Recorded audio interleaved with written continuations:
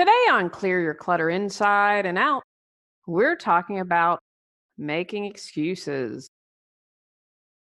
What have you been putting off that you know must be done? Are you using excuses to keep from moving forward? Do you have a list of reasons why a project or taking action can't be done? Learn how to recognize when you're making excuses as we continue our month focusing on paying attention. Do you control your clutter, or does your clutter control you? On Clear Your Clutter Inside and Out, we'll teach you awareness as well as action steps to create change in your life. Come on, let's get started. Today's episode was inspired by my health. I kept saying to my husband, we need to lose weight. We need to get in shape. I mean, I laugh. I was the same weight from high school. And then when I got married, I was maybe 5 pounds, around 5 pounds heavier, but still for a really long time. And I think that's because I was still dating and my parents laugh. I never had food in my fridge. Get married to Tony and have food in the fridge. And I love to cook. I'm a better baker. And so that's just the way I express love. And finally, we stopped making excuses. We have started keto, which we'll see how that goes. And I have been doing intermittent fasting, which has really helped me. The interesting thing with keto is that I don't want to have this, oh my gosh, I gotta lose 5 zillion pounds. And I know that people tend to have the weight fall off quickly. I'm really trying to go for moderate and things that I can incorporate easily. Got rid of all the packaged junk that was in our house. And so we're doing a lot better. But we have and we're eating clean keto. And will I make, of course, I'll make like a peanut butter keto cookie or something like that. But this year we've been really good doing the fasting. And the thing I should say I'd like about keto is I don't need to snack as much. I've noticed for me that that's been a big deal. I need to still work on upping my water intake. When I did the colonoscopy, dang, I drank a ton of water, and which was really good. And obviously the body needed that. So I still need to improve on that, but we are going to the gym regularly. We have gotten back into our hiking routine, although it's hot and humid now. So we're going to have to come up with other things because I am a big baby when it comes to wanting to hike when it's super hot out. As you age, there are challenges. So I am trying to do puzzles more for brain health, but we kept making excuses, right? Oh, yeah, we'll do it. And then finally, I'm like, when we went to get my colonoscopy and I have an upcoming surgery, which I'm hoping will make a difference, but we were sitting in the waiting room and I saw people that looked younger than me. I'm bad about knowing how old people are, that looked in a lot worse health. And then I saw people who were really old and I thought, I don't want to end up like that. And again, there are things I don't know anything about, obviously, and they could have a hereditary disease or something. But I just thought we've got to get our weight under control. But both of us had made excuses for ages. Today was also inspired by some clients. When I first started coaching, I was so excited and so eager. And it took me a while because I was like, yay, we're going to support people. This is so exciting. And I wasn't really good at knowing when people were making an excuse. Because one thing, like for instance, when I support people in decluttering or organizing, I say, let's try this out for a couple of weeks. Now we may need to tweak it. We may need to go in a different direction, but based on my observation and what you've told me, here's where I want to start. And what I didn't realize was that people were making excuses. And then I saw my coach and she was like, they're making excuses. Your ideas are great. Your ideas work. They just don't want to do it. And I was like, oh. So I've become a little bit better of noticing when people are making excuses. But it just hadn't dawned on me. I thought, oh, of course you're coming to get coached. Of course you want to change and you won't make excuses. So I've had to refine that and being able to spot that more easily. If you notice in one area where you're making excuse, that's great. Don't try to look for a bunch of things. Again, remember we're layers, pulling off the onion. We are every week this month. I have a little more challenge to get you going and to notice and observe and pay attention.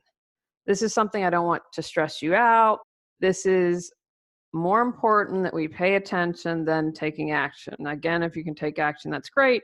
But I wanted you to kind of have for the month of June, we have 5 episodes, and let's do something that's akin to like 10 or 15 minutes a day. I thought it's just a good practice and really good to do. Now, if you find a bunch of ways you're making excuses, that's fantabulous. I don't want to stop you from that. I just want you to take that baby step and see where it goes. Now, you might discover a pattern of your excuse making.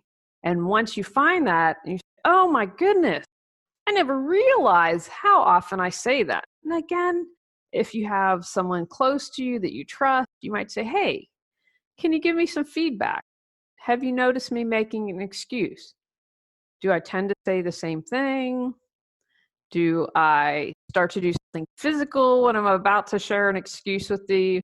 Our friends and family who know us well can oftentimes observe and say things that we aren't always able to see. So if you find that pattern, then it might appear more easily to you. I'm going to share with you some ways that you might be making an excuse and not realize. So have you heard yourself saying or thinking any of these phrases? I'm too old, fat, stupid. I'm too fill in the blank. I'm not talented enough.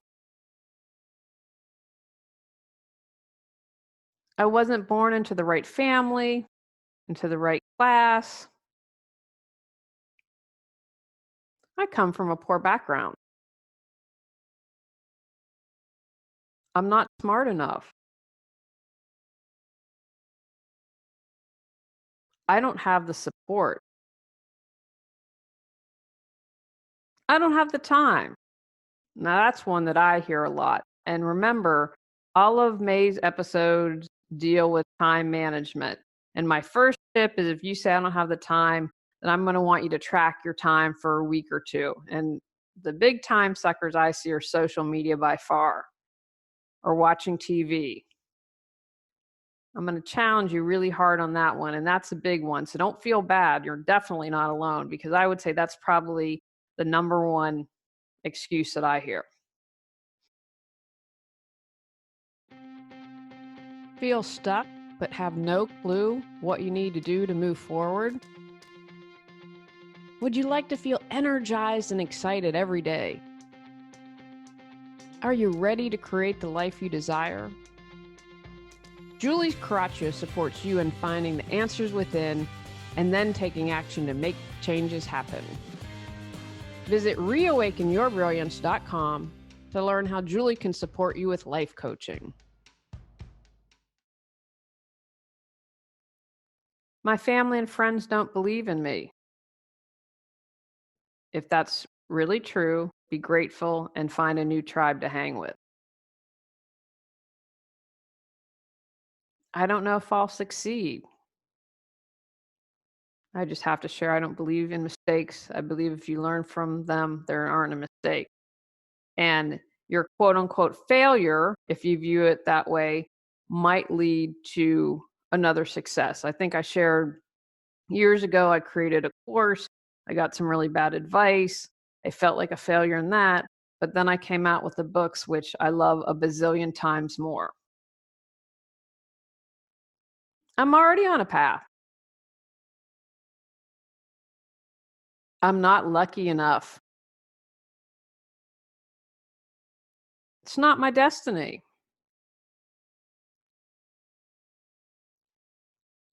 I'm not motivated enough. Then maybe it's not what you really want or desire. Or maybe you have to figure out what will motivate you. I'm too easily distracted. I don't have enough education.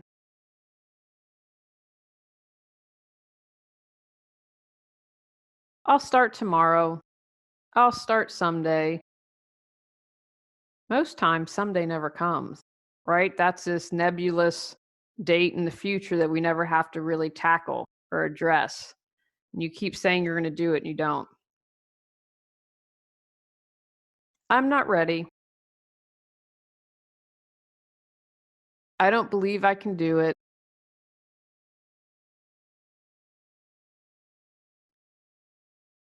I don't have any money. Let that excuse go. You're listening right now to, in my humble opinion, a quality podcast, and it's free. I'm not the only podcast out there. Whatever you're trying to do, there's probably a podcast, a YouTube channel, a Pinterest board that's going to support you and give you good free advice to get started. There's a lot of good stuff out there where you don't have to spend a lot or you don't have to spend any money. I forgot. It's inconvenient. It's inconvenient to go to the gym. It's inconvenient to spend so much time cooking. Something came up.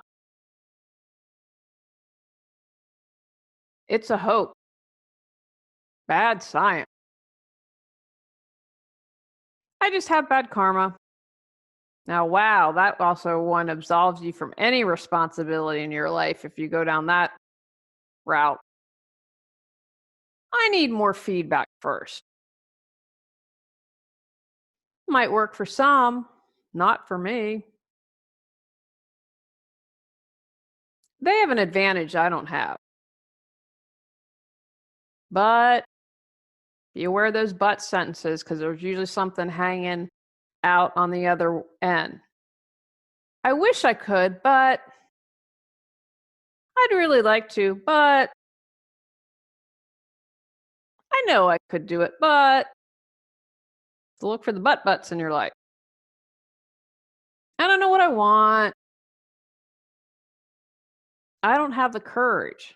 Now, this is an excuse, but I have to say I really like it because I think that it's very honest and that if you're able to admit that, then that's fantastic. But you can overcome that. You can have the courage, trust me. And I think there's something that definitely comes with as you age, because I would definitely not consider myself in general a courageous person, and less so when I was younger. But like when I put myself in a much bigger way out there, I was like, you know what? The keyboard warriors are less important than supporting people. And so in that way, I had courage. Not the right time. No one cares what I think. They are forcing me to. That's allowing me to be a pushover, not owning. Did my best and nothing happened. Life's not always going to go your way, guys. I've learned that more than one occasion. I'm overwhelmed. I hear that a lot. And that's why we have these take action. Now, again, I know we're focusing the month on awareness, but every podcast includes take actions. It's just who I am. I can't stop being mean. Just who I am. Big red flag on that one. It's too hard. I'm too tired. I have kids. I have pets. What will other people think? What if I fail? It's a really big one. Again, I mentioned earlier, are no mistake. I read a great quote about Michael Jackson the other day, or not Michael Jackson, Michael Jordan, saying, and this is probably, in my opinion, he's the greatest ball player of all time. And he talked about all the shots he missed, and he talked about how 26 times he missed the game-winning shot, but he had great success. Pay attention to what you're saying and thinking this week and using as excuses. The main goal is to pay attention. If you can figure out why, even better. And I'll do a podcast episode someday. I want to do a podcast episode on letting go of your stories. But that's not easy. That's not always easy for people. And I know in the past, and I still do, I find benefit in knowing some why. If I can kind of get down and dig deeper, it supports me in releasing something more completely. I'm not at the point with some things where I can just say, oh, it's a story and release it. Again, if you can take some action, and if you were like me and like, I got to get in better health and you can take a step towards that this week, fantastic. But if we can figure out patterns, notice where or why you're making excuses and how you're making them, that's going to go a long way. Take actions from today's podcast. Set the intention to recognize when you're making an excuse. Pay attention to see when you make an excuse. Notice if you see a pattern and when, or perhaps with whom, you use a phrase or think a thought. Recognize any aha moments for why you're making an excuse.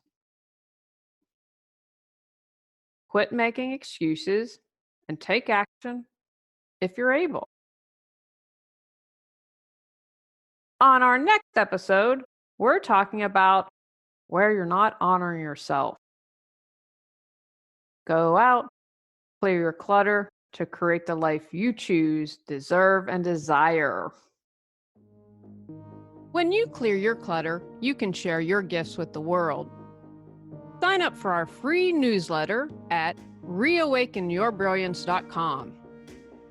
If you've enjoyed Clear Your Clutter Inside and Out, please rate, review, and share us.